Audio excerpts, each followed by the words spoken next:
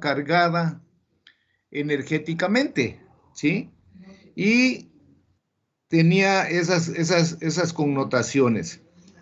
Fue el primero, si lo tomamos así, porque si nos vamos a la antigüedad, pues hay más intentos de manifestar que se estaba descubriendo partículas microscópicas en los cuerpos macroscópicos, que esa es la razón por la que nace la teoría cuántica y empezaron a trabajar con la estructura atómica. A partir de la estructura atómica que empezaron a ver cómo estaban los cuerpos trabajando, sale ya lo que era la teoría cuántica. La teoría cuántica, no sé si con el puro nombre lo identifiquen. Lo de cuántica quiere decir porque determinaron la cantidad de cuánta carga, cuánta emisión producían la cantidad de átomos que tuviera un cuerpo, el cual emitía cierta energía. Por eso nace la teoría cuántica, que es la cuantificación de la energía que desprende un cuerpo. Ahí nace la teoría cuántica. Y entonces empiezan a hablar de modelos atómicos y habla Dalton, luego aparece Thomson, otro científico, en el que ya determina que el átomo está constituido de dos partes. La parte central, que es su núcleo, la que se encuentra cargada con, y ahorita que conocemos, con los protones y los neutrones. Y el otro que está alrededor de ese núcleo, que se llama electrón. Ese electrón, ustedes ya lo trabajaron y se descubrió a partir de los rayos catódicos y los rayos anódicos, que también viene en el trabajo que ustedes hicieron, en el que Krupp, en un tubo a vacío, hace pasar una descarga de energía y encuentra que hay una secuencia de emisión de ciertas partículas que van del cátodo hacia el ánodo. Entonces, cuando nosotros le hacemos pasar una corriente eléctrica a una determinada cantidad de átomos, que lo podemos tener gasificados o lo podemos tener como las bombillas que ustedes conocen, que tenemos en las casas. No sé si se acuerdan, bueno, o si todavía usen algunos en su casa, bombillas de 60 watts, de 100 watts, y así para arriba, traen un filamento de tungsteno. Tungsteno es uno de los elementos que está en la tabla periódica.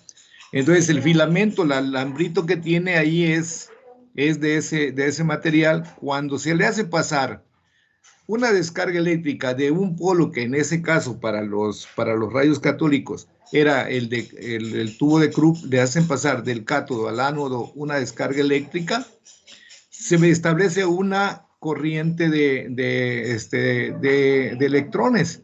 Y esto lo determinaron y descubrieron que los que se estaban moviendo en esa emisión que vemos de manera luminosa son los electrones. Ahí se descubre lo que es el electrón.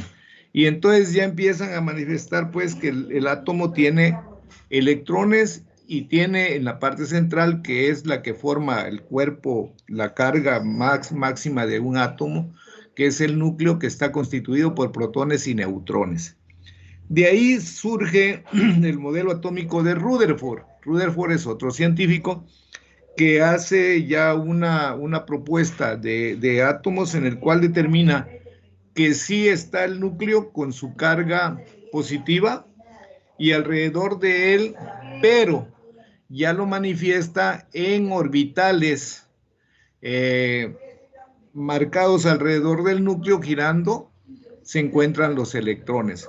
Nada más que ahí ya se encuentra Rutherford con ciertas condiciones que no puede explicar, como es el caso que tiene, por ejemplo, un electrón que está moviendo continuamente. Y entonces ya no coinciden las leyes de la física clásica, que una de ellas nos dice que todo cuerpo que está en movimiento desprende energía. Entonces se preguntaban los científicos si desprende energía, va a llegar un momento que se le va a terminar la energía y en ese momento el electrón caería al núcleo y se destruye. Y esto no sucedía, pero Rutherford hasta ese momento no supo explicar, no halló cómo decir por qué el electrón permanece girando continuamente todo el tiempo y sin caer al núcleo. Ahí fue donde ya aparece Bohr con su siguiente modelo atómico en el que sí dice, bueno, está el núcleo con su parte central cargado de protones y neutrones y alrededor los electrones girando en órbitas que ya incluso Bohr ya los numera, que tenemos 7 orbitales en cada posibilidad de cada átomo, en los cuales se encuentran distribuidos los electrones. Y ya Bohr determina que debido a la fuerza de atracción y de repulsión que existe entre el electrón y el núcleo, este permanece constantemente girando alrededor de él, mientras ninguna fuerza extraña lo excite y brinque de un nivel de energía inferior a uno superior, y así puede ir pasando hasta llegar al último. Y si la energía no es la suficiente para romper esa fuerza de atracción, puede salirse, como el caso que vieron cuando vieron ustedes efecto fotoeléctrico. El efecto fotoeléctrico es cuando le hacemos pasar una descarga de cualquier tipo, ya sea en forma de luz o en forma de energía, una placa metálica desprende una corriente de electrones y se forma una corriente de energía, la cual Einstein lo cuantifica, lo mide, lo guarda y se puede transformar a partir de eso. Muchos experimentos que hacen ya la transformación de utilizar la energía para producir sonido, para producir calor, para producir luz, para producir movimiento. Entonces ya ese modelo atómico de Bohr ya nos manifiesta esa situación.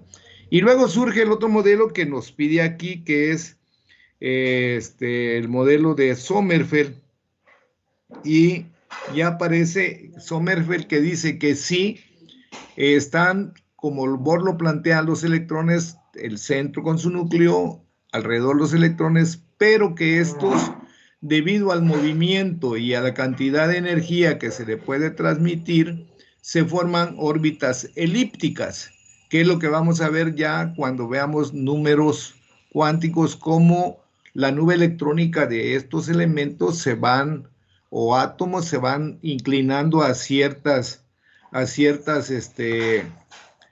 ejes del espacio para ubicarse y poder manifestarse como una nube electrónica.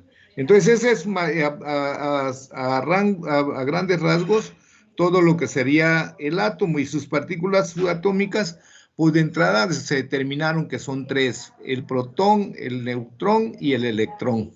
¿Sale? Y todos ahí, ya incluso ya en los trabajos viene cuál es la cantidad de peso que tiene cada uno de ellos, y tratando de que el electrón es el más liviano de todos ellos. ¿Sale?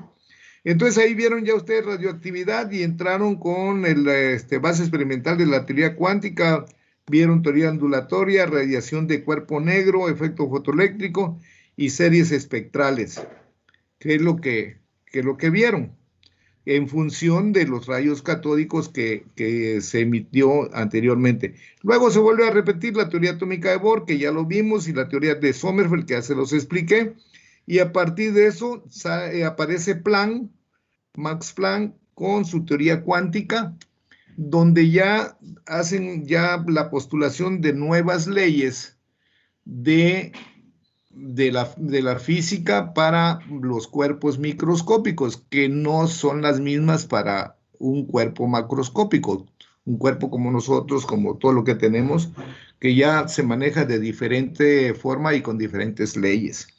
Y todo este resultado aparece ya Schrödinger y aplica ya matemáticas para poder determinar cómo está constituido un átomo. Y ahí surge lo que ustedes me plantearon como la ecuación de Schrödinger, que es la que nos permite ver cómo están todos esos átomos y para qué nos va a servir esa ecuación, qué es lo que nos da. No vamos a resolver la ecuación matemática, pero sí vamos a determinar qué es lo que a partir de ahí sale y podemos conocer. ¿Alguna pregunta, alguna duda? ¿Ya los dormí?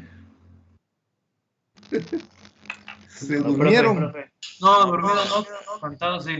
Pero cabeceando. Bueno, no sé si ustedes recuerdan que vieron la ecuación de Schrödinger, que es una ecuación matemática de unas derivadas. Se los voy a plantear, me voy a pasar al pizarrón, nada más que ahorita me dicen si lo ven bien. Para que...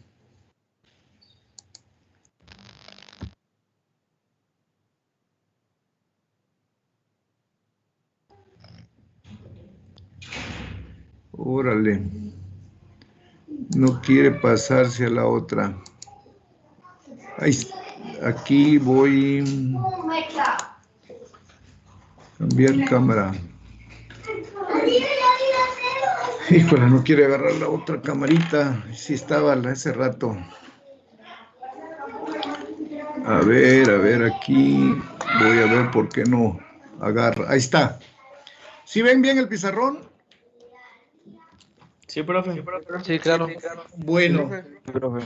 Bueno, entonces voy a pasarme el pizarrón y vamos a plantear la ecuación matemática para que veamos de dónde sale todo lo que voy a explicarles ya más adelante. Esta es la ecuación de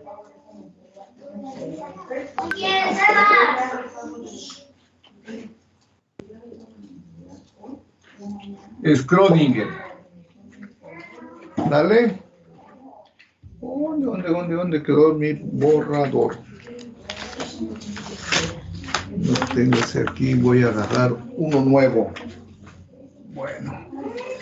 Bueno, entonces les voy a plantear esta ecuación para nada más porque ya lo trabajaron ustedes en el trabajo que hicieron, me imagino. Es una derivada cuadrada de phi sobre la derivada de x cuadrada. Son derivadas de segundo orden, por eso la deformación de la d, que marca esta como d al cuadrado, más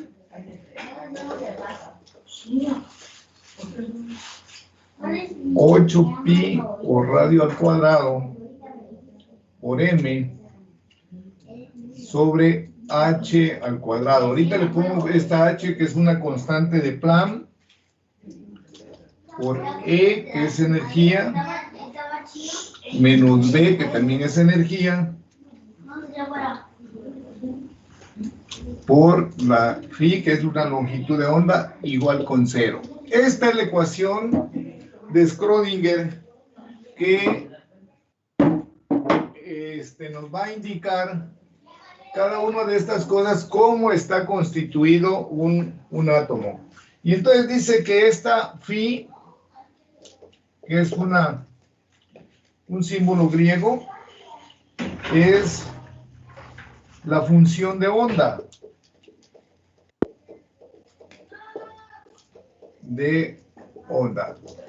es la forma como se va desplazando el electrón en un momento determinado. La m es igual a la masa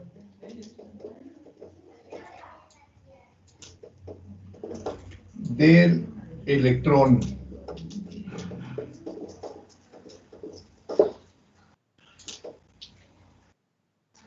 La h es una constante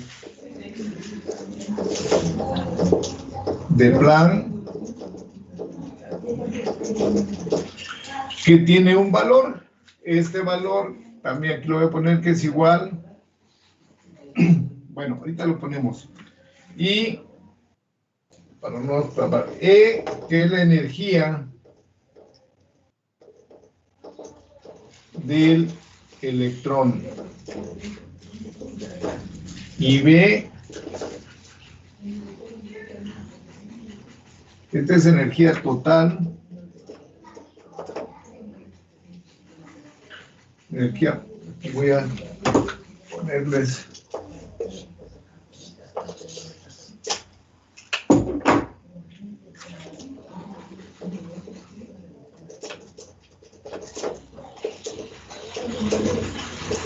El electrón y aquí energía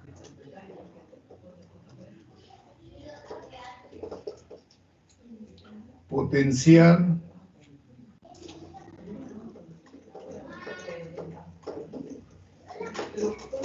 del electrón. Entonces esto es la ecuación matemática con todo lo que tenemos ahí y es lo que nos va a dar. Profe, una pregunta. Sí. La D que está al principio, ¿qué es? ¿La qué? La que parece una letra D. D Principio es, de ecuación. es que miren, ustedes conocen como la derivada, por ejemplo, la derivada de x cuadrada. Sí lo conocen, ¿verdad? Cuando planteamos una derivada, dx al cuadrado es una derivada. Como estas son derivadas de segundo grado, ya la derivada la deforman y así la van a encontrar y ya es una D pero deformada como se manifiesta ya en la presentación, es una derivada de segundo orden. Por eso es que esta es una D como si fuera deformada. ¿Sale? Ok. ¿Sí? Pero ustedes conocen, por ejemplo, a las derivadas que tenemos, derivada de x cuadrada, por decir algo, derivada de otras funciones que puedan tener. Pero cuando ya vean otras derivadas mucho más arriba, cuando ya avancen en matemáticas, van a encontrarse con esas derivadas de segundo orden que va a ver. Por eso les digo que esta ecuación no nos vamos a meter a desarrollarlo porque ahorita no tenemos el conocimiento de este nivel de matemáticas, que ya es un nivel más amplio, que esto sirvió, que es lo que nos interesa, esto sirvió para poder determinar la forma que toma el átomo de hidrógeno. ¿Sí? ¿Cómo va a estar constituido? Porque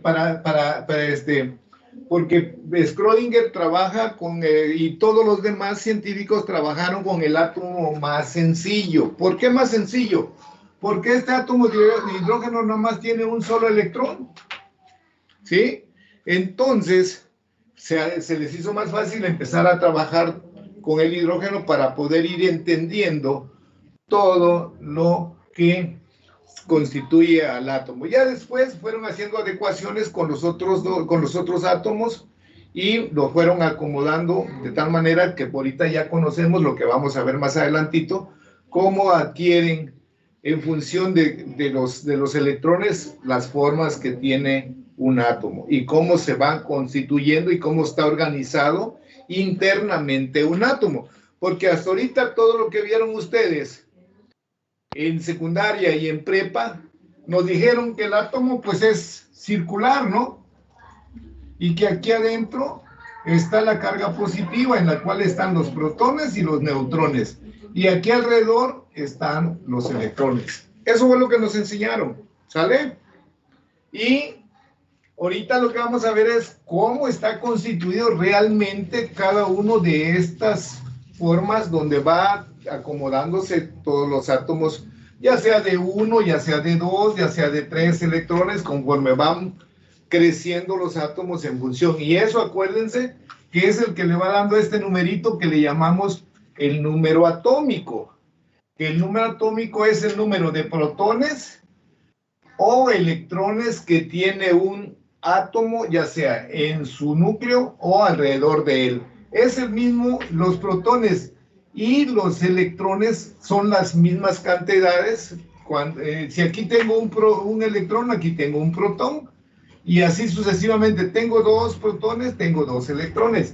De tal manera que ese átomo se va a equilibrar sus fuerzas con la energía que hay interna con la que tienen los electrones alrededor de él.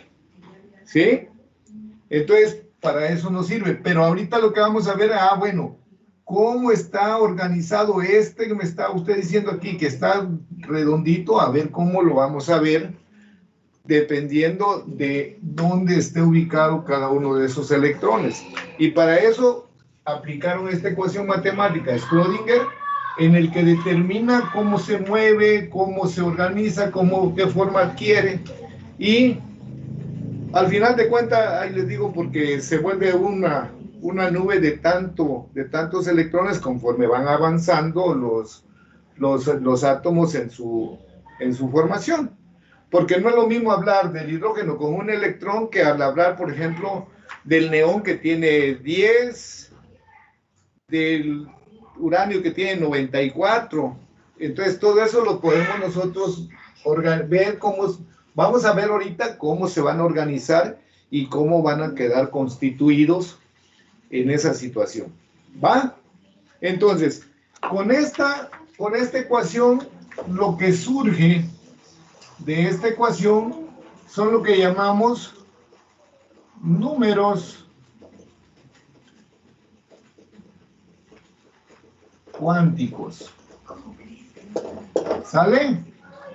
Y esto es lo que vamos a empezar a ver ahorita y vamos a tener, porque vamos a conocer que hay 4 números cuánticos que cada uno de ellos me va a decir qué participación va a tener en la constitución, en la organización, en la formación ya de un modelo atómico. ¿Queda claro? ¿Alguna duda? ¿Hasta ahí vamos bien? Sí, profe. ¿O hay preguntas? Sí, ¿O hay preguntas? ¿No? Bueno, entonces no voy. De hecho, este planteamiento que hice ahorita ya lo debieron haber hecho ustedes en su trabajo que tenían, que era la última parte del trabajo, y creo que por ahí sí lo tienen. A lo mejor no lo leyeron y no lo entendieron, no lo leyeron bien para entenderlo. Algunos a lo mejor sí. Pero ¿Sale? yo como Sí. fórmula, ¿Sí? no lo tengo así, pero sí lo tengo escrito. No, sí, claro, yo ya les digo que ya he visto los trabajos, bueno, porque no es la primera vez que vamos a trabajar con esto, y sí lo ponen. El problema es que no lo leen, no lo interpretaron, porque vienen hasta figuras y todo, cómo se van ya armando los átomos en función de estos números cuánticos, que es consecuencia de la ecuación de Schrödinger, pero acuérdense que la ecuación de Schrödinger trae atrás de él todos los experimentos, todas las investigaciones que hicieron los científicos para ver cómo está organizado el átomo, ver cómo se comporta, cuáles son todas sus propiedades, cuáles son sus reacciones, cómo combinan. Para eso, ¿para qué? Porque al final de cuentas, ¿dónde vamos a aterrizar todo este conocimiento? En la formación de compuestos. Todo esto que vamos a ver tiene como consecuencia cómo se van a organizar un compuesto. ¿Por qué se une el H2O y forma una molécula de agua? ¿Sí? No es nada más porque digan, es que se unió el oxígeno con el 2 hidrógenos y se forma la molécula de agua. Sí, así se forma. Pero ¿qué tuvo que tener el hidrógeno y qué tuvo que tener el oxígeno para que se puedan unir y formar esa molécula de agua? ¿Por qué? Porque tiene que ser H2O y no H2O2. ¿Sí? Aquí con esto nosotros vamos a entender esa situación. ¿Y dónde lo vamos a ver reflejado? Cuando ya trabajemos formaciones de compuestos que vamos a conocer y que vamos a hacer reaccionar después, cómo esos compuestos se separan algunos, se unen con otros y forman nuevos compuestos. Todo esto viene amarradito y ya entonces ya le entendemos por qué se forma la molécula de agua o cómo podemos separar esa molécula de agua, con qué al hacerle pasar una descarga eléctrica formamos una separación y podemos obtener hidrógeno y podemos obtener oxígeno. ¿Sale? Y así como eso vamos a poder separar otros que se van a separar y van a formar otro tipo de compuestos. o se separan simplemente. Así es sencillo. Pero todo esto nos lleva a que ya sepamos cuál es el fundamento por lo que está sucediendo. ¿Sí? Yo sé que como no van a química, bueno, yo para qué quiero saber, pero sí les va a servir, ¿vale? Porque al rato van a tener que trabajar como ingenieros en sistemas, van a tener que trabajar con su computadora y saber cómo todo lo que están viendo, todo lo que refleja la computadora es en función de átomos que están trabajando. ¿Sale? Sí, a ver si así los convenzo. A ver si los convenzo. ¿Va? Sí, profe. Bueno, entonces, vamos a trabajar entonces con números cuánticos.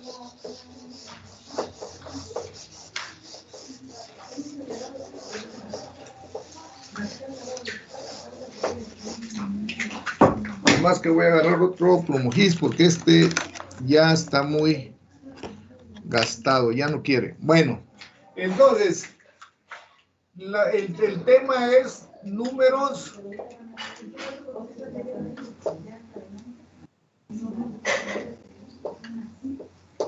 cuánticos. Y vamos a conocer que van a ser 4.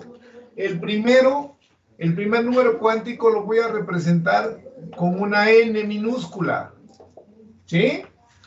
Ese es el primer número cuántico. Y este número cuántico se llama número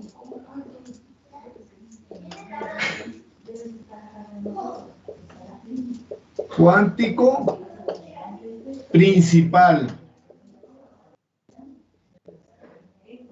No sé si recordaron.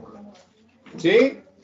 Si recordaron que este n número cuántico principal, así lo llamamos, así lo llamaron desde secundaria porque sí vieron algo de esto en secundaria y los que llevaron en la prepa química, creo que en el primer semestre o segundo, también lo pudieron haber visto.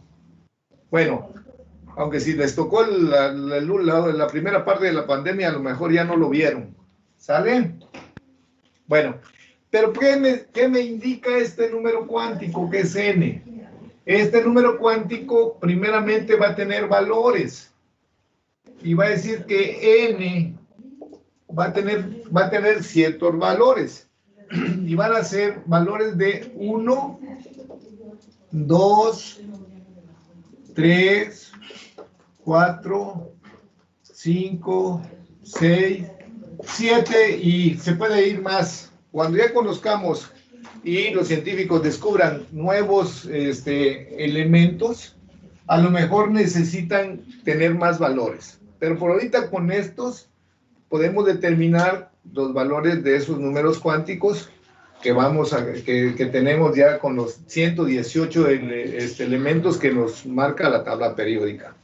Entonces, ¿qué son estos valores que tiene la N? Son los niveles de energía que ustedes lo vieron marcados así, que este es el núcleo, y dijeron 1, 2, 3, 4, 5, 6 y 7, ¿sí? También aquí puede ser 1, 2, 3, 4, 5, 6 y 7. O sea, lo que me dice ese número cuántico es qué tamaño va a tener mi átomo. Si tiene valor de N1, nada más va a tener un solo nivel de energía o orbital como lo conocemos, ¿sale? Y entonces aquí también le puedo poner que va a ser K, L, M, N, O, P y Q. Ahora sí, ¿se acordaron? Que así se ven en los libros incluso de secundaria y de prepa, que viene la distribución del modelo atómico y dice carga positiva y alrededor de él están sus orbitales o niveles de energía que están girando alrededor de él. ¿Hasta cuántos puede tener? Hasta 7. ¿Por qué? Porque la distribución de cada uno de estos niveles que va a tener en función de sus electrones, podemos llegar a llenar hasta el 118. Que hay un átomo que se llama, que tiene, bueno, ni me acuerdo, ¿para qué les voy a mentir? Ni me acuerdo cómo se llama ese átomo. Para eso está la tabla periódica y ahorita lo checo y les digo, a ver si aquí lo tengo. Tengo aquí hasta el 103 y es laurencio, ¿sale? Esta tabla me da nada más 103 y aquí tengo otro poco más, pero que no tienen ni nombre todavía en este libro, ¿sale? El de 103 se llama laurencio. Entonces, esto de aquí, si tiene 103 como número atómico, quiere decir que voy a distribuir 103 electrones, los voy a distribuir en cada uno de estos niveles de energía. ¿Sí? ¿Cómo va a quedar? Que el primero va a tener 2, aquí va a tener 8, 18, 32, 32, variable y 8 como máximo. ¿Ok?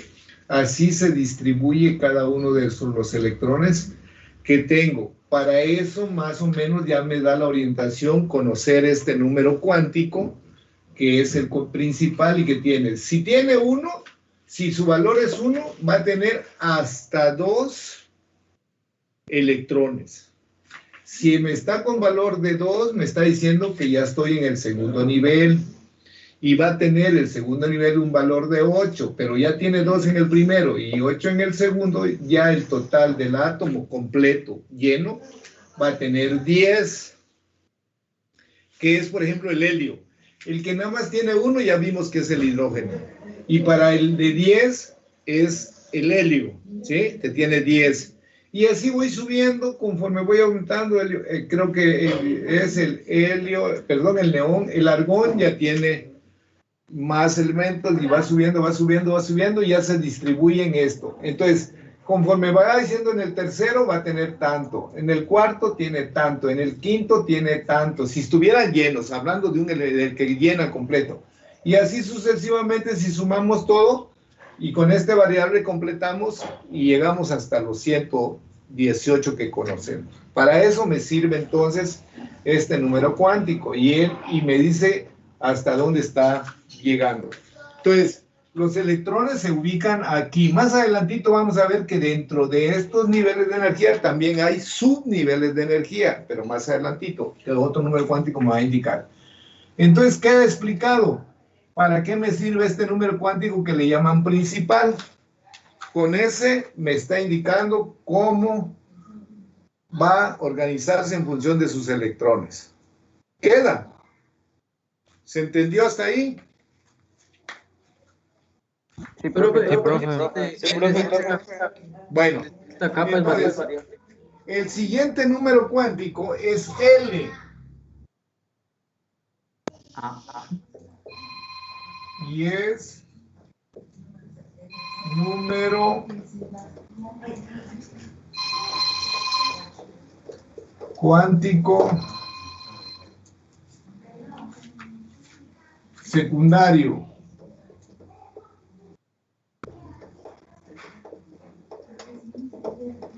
O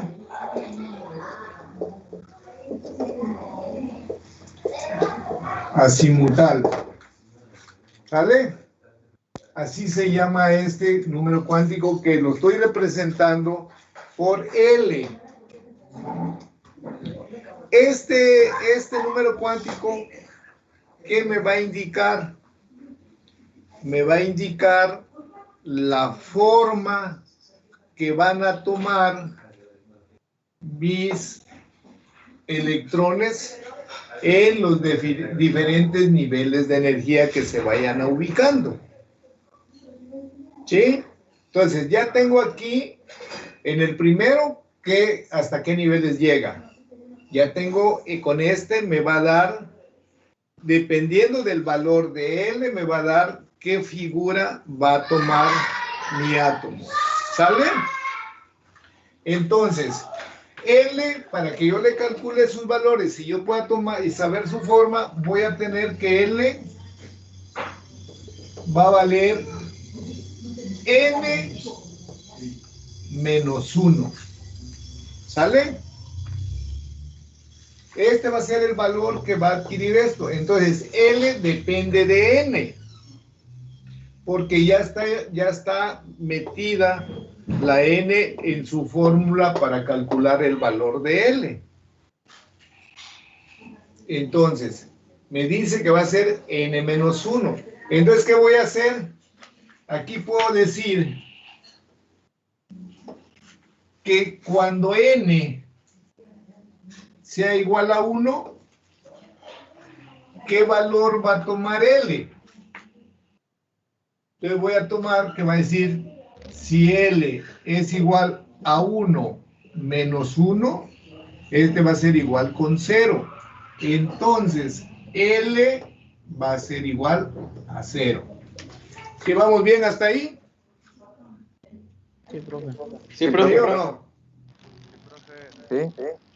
Chigones, Sí, ya profe. no están dormidos, no les vaya a pasar lo de Sebastián. Profe, una pregunta. Dime. Entonces, ¿cuál pasa a ser la función de L, dijo? Perdón, se distorsionó la voz. ¿Qué función pasa a ser la de L?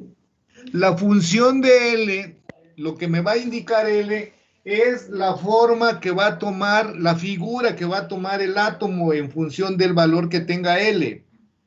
¿Sí?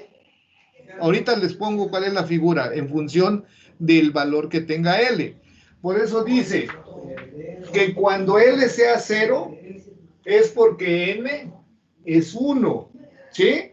Porque lo saqué de acá de N menos 1. Entonces, cuando N sea 1, estoy hablando entonces de un átomo que nada más abarca el primer nivel de energía. ¿Sí? Entonces, cuando L es igual con 0, nada más estoy hablando que mi átomo es el primer nivel de energía. Pero aquí ya entra que lo voy a plantear ya en el espacio. Entonces, ¿qué va a pasar aquí? Que voy a hacer mi cuadrante así, y aquí voy a tener X, Y y Z. ¿Sale? Que ya es mi cuadrante.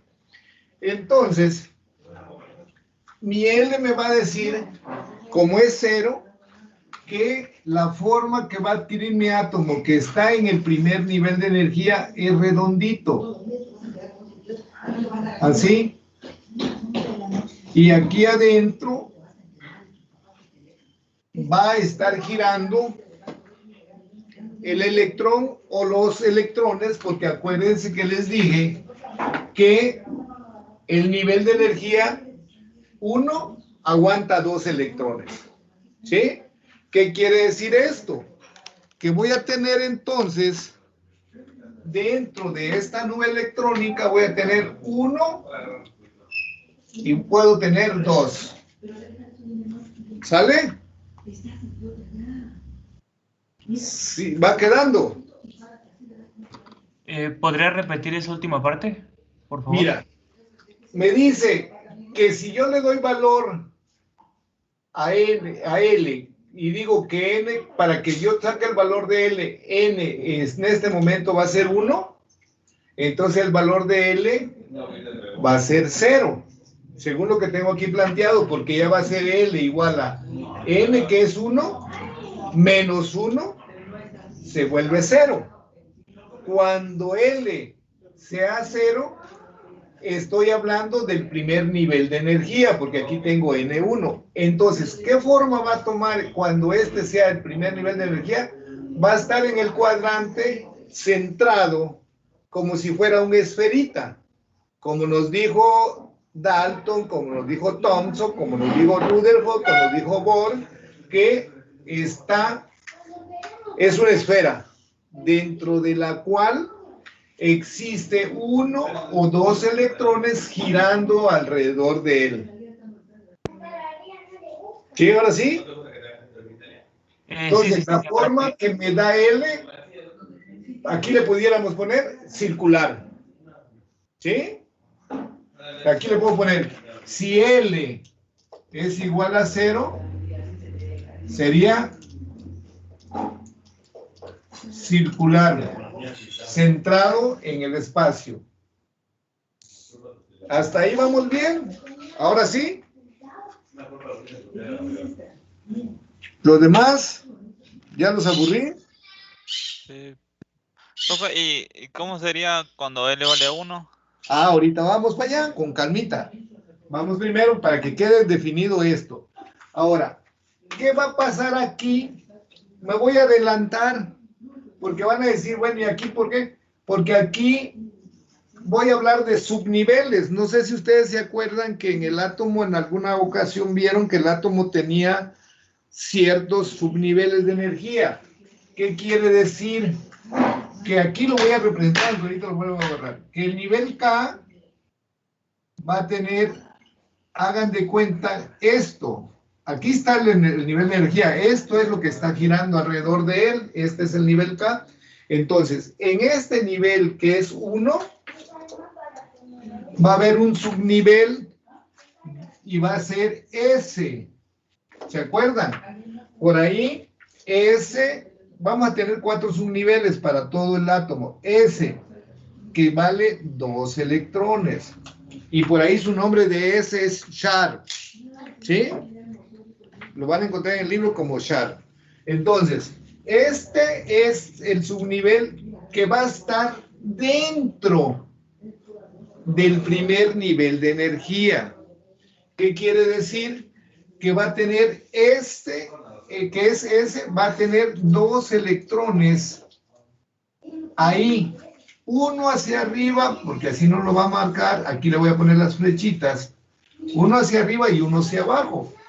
O sea, ya el átomo que tenga 2, que va a estar en el primer nivel de energía, va a tener 2 electrones, que los puse aquí, uno rojo y otro rojo. Ahí están los dos, están girando, pero uno en sentido contrario del otro, ¿sí? Y aquí tengo la representación de 2 electrones que están ubicados en esta nube electrónica circular, que está en la parte central. Para todo es para el nivel 1. Entonces estoy quedando que cuando el nivel 1 sea, cuando n sea 1, va a tener L igual con 0 y va a tener llenando sus niveles de tipo S. Entonces aquí, a este cuadrante que tengo ya con mi figura, es para S. ¿Sí?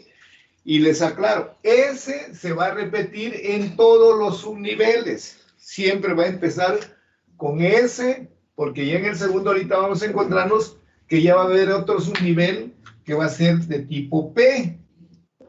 Este P va a tener 6 electrones. Luego voy a tener D igual a 10 electrones. Y voy a tener F igual a 14 electrones. Son los 4, Sharp,